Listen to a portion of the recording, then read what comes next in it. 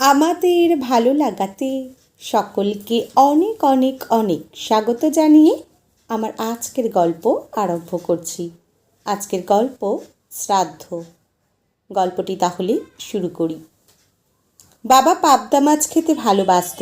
মৎস্যমুখীর দিন ওটা কিন্তু রাখতে হবে। গলায় কাছা, চোখে বিহ্বল অবস্থায় বাবার মুখটা একবারও ভুলতে পারছি না।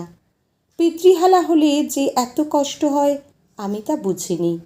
বুঝলে হয়তো ধার দেনা করেও বাবার শেষ ইচ্ছাটা পূর্ণ করতাম। যেভাবেই হোক টাকাটা হয়তো শোধ হয়ে যেত, কিন্তু বাবাকে তো আর পাবো না। পাবদা মাছ বাবাকে আর খাওয়ানো হলো না। আমি নিজেও আর কোনো দিন মুখে তুলব না ও জিনিস। এসব ভাবনায় চোখের জল বাঁধ মানছিল না। কিরে ভাই, এখনও কাঁদছিস? এখন কান্নার সময় নয়। বাবার শ্রাদ্ধটা ভালো করে করতে হবে, না হলে বাবার আত্মা শান্তি পাবে না। দাদা কথাগুলো বেশ চেঁচিয়েই বলছিল, যাতে আমার কানের সাথে সাথে পাড়ার লোকেরও কানে ঢোকে। রতনবাবুর বড় ছেলের ক্ষমতা দায়িত্ববোধের কাহিনী। আমরা দুই ভাই, দুজনের বয়সের তফাৎ 12 বছর, কিন্তু সামাজিক আরও বেশি।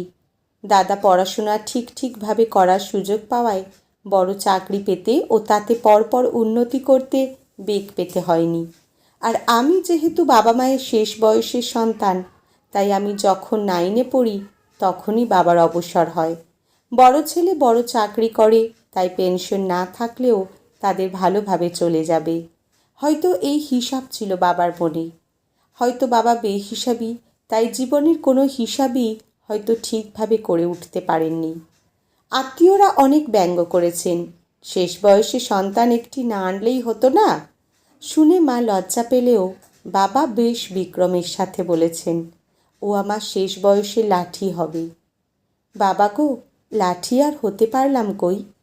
কি অর্থনৈতিক যন্ত্রণায় তুমি ভুগেছ। আমরা 3 জনে একবেলা খেয়ে দিন যাপন করেছি। তাও মুখ ফুটে তুমি একবারও দাদার কাছে পিতামাতার প্রতি সন্তানের দায়িত্ব দাবি করনি। হয়তো তুমিই ঠিক, দাবি করলে হয়তো লাথি ঝাঁটা খেতে হতো।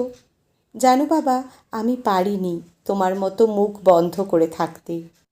তাই তুমি যখন গত সপ্তাহে পাবদা খেতে চাইলে, আমি দাদার ফ্ল্যাটে গিয়ে বলেছিলাম, দাদা জানিস বাবা পাবদা খেতে চাইছে। না বাবা, আমি ওর কাছে টাকা চাইনি তোমার জন্য মাছ কেনার, শুধু বলেছিলাম কথাটা। দাদা বৌদি দুজনেই বলল, লোভ যায় না। পাবদা মাছের দাম জানে, বিছানায় শুয়ে শুয়ে এক একটা ফরমাস। বৌদি আবার আমার প্রতি সহানুভূতিশীল হয়ে বলল, আহারে, ছেলেটা কত কষ্ট করে কয়েকটা টিউশন করে সংসার চালায়, আর বুড়োটা জিভ দেখো। আমি না কোনো কথার উত্তর দিতে পারিনি।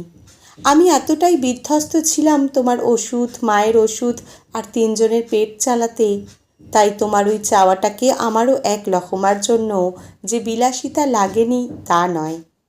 তুমি আমাকে ক্ষমা করো বাবা, আমি তোমার অপদার্থ সন্তান। এই অপদার্থ কি এত ভাবছিস রে? এত বড় একটা শ্রাদ্ধানুষ্ঠানের দায় দায়িত্ব সব একা হাতেই তো করছি। টাকা পয়সা কোনো দিকেই কার্পণ্য করছি না। আর তুই সারাক্ষণ কেঁদেই চলেছিস। বাপ যেন কারো মরে না, ওর একাই মরেছে। আমারও কষ্ট হয়, কিন্তু এত দায় থাকলে কান্নার সময় পাওয়া যায় না। চল বাইরের ঘরে, ঠাকুরমশাই বসে আছেন, ওনার সাথে কথা বলতে হবে। দাদার পিছু পিছু বাইরের ঘরে গেলাম। ঠাকুরমশাই বললেন কার কি করণীয়। দাদা প্রথম তিলদান করে তাড়াতাড়ি উঠে যাবে নিমন্ত্রিতদের তদারকি করতে। আমাকে করতে হবে ষোড়শদান। তার আগে মা, বৌদি আর বুবাই করবে 6 দান। সব শেষে দাদা একদিষ্ট। ঠাকুরমশাই যা যা করতে হবে বলুন, বাবার শ্রাদ্ধে আমি কার্পণ্য করব না। আর মা, বাবা কি কি পছন্দ করতো তুমি আর ছোট্ট মিলে একটা লিস্ট করবে। খাবার জিনিস, পড়ার জিনিস, নেশার জিনিস সব। বলে দাদা আমার দিকে তাকিয়ে বলল, বাবা নস্যি নিত না? ছোট্টু, একটা বড় নস্যির কৌটো কিনে বাবার ফটোর সামনে দিস। কি বলেন ঠাকুরমশাই? হ্যাঁ বাবা, যা মন চাই তাই দেবে, এতে তোমার বাবার আত্মা শান্তি পাবেন। বাবাকে দেয়া হবে। আমি এসব ব্যাপারে একদম কিপটেমি পছন্দ করি না। শ্রাদ্ধের আগের দিন ঘাট কাজ হলো। দাদা, বৌদি আর বুবাইকে ঘাটে ওঠা জামা কাপড় দাদার শ্বশুরবাড়ির তরফ থেকে দিল। আমাকে আর মাকে মামাবাড়ি থেকে দিয়েছিল। দাদাদেরও মামাবাড়ি থেকে দিয়েছিল, কিন্তু তারা তা পড়েনি।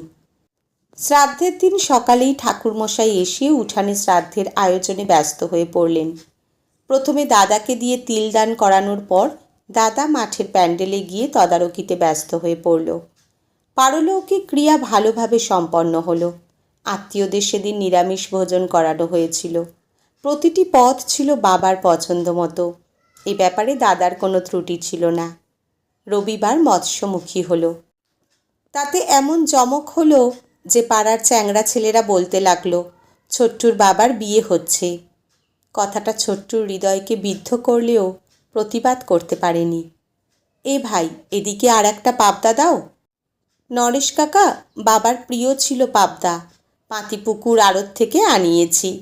এদিকে এত ভালো পাওয়া যায় না। দাও দাও কাকাকে আর একটা পাবদা। কাকি, তুমি নাও আর একটা। জানো তো, আইসক্রিম করিনি। বাবা দই ভালোবাসত তো, গাঙ্গুরামের দই। তুমি বাবা দেখিয়ে দিলে বাবার শ্রাদ্ধে কেমন খরচ করতে হয়। তোমার বাবার আত্মার শান্তি পাক। এমনই কথাবার্তা চলছে ব্যাচকে ব্যাচ, আর সকলের করুণার দৃষ্টি ছিল আমার প্রতি। কিছুটা যেন দুই ভাইয়ের তুলনা চলছিল মনে মনে। আমার মতো অপদার্থকে করুণা ছাড়া কী বা লোকে করতে পারে? রাতের বেলা মা আর আমি পাশাপাশি শুয়ে। মা, ঘুমিয়ে পড়েছ? না। পরশু আমার অ্যাপয়েন্টমেন্ট লেটার এসেছে প্রাইমারি স্কুলের, 1 তারিখে জয়েনিং। বাবার আশীর্বাদ ছিল তোমার ওপর, তাই। বাবার জন্য কী বা করতে পেরেছি? তুমি যা করেছ তা অনেক। তুমি তোমার রক্ত দিয়ে, জীবন দিয়ে সাধ্যের বাইরে আমাদের জন্য করো। তোমাকে জন্ম দিয়ে আমরা গর্বিত। মা, একটা কথা বলবো? বলো। তুমি রাখবে? চেষ্টা করব। আমি যখন যেমন আয় করব, তোমাকে তখন তেমন রাখব। তুমি তোমার যা মনে চায় আমাকে বলবে, আমি এনে দেব। তুমি তোমার সব শখ মেটাবে জনমী। তোমার মৃত্যুর পর আমি তোমার শ্রাদ্ধ করতে পারবো না। তোকে আমার শ্রাদ্ধ করতে হবে না। থাকতে শাক ভাত না দিয়েও মরার পর চন্দন কাঠ দেওয়ার জন্য তোর দাদাই তো আছে। তাতেই দেখবি আমি ড্যাং ড্যাং করে স্বর্গে চলে যাব। আজকের গল্প এখানেই সমাপ্ত। কলমে রত্না ঘোষ, পাঠে জয়তী। ধন্যবাদ।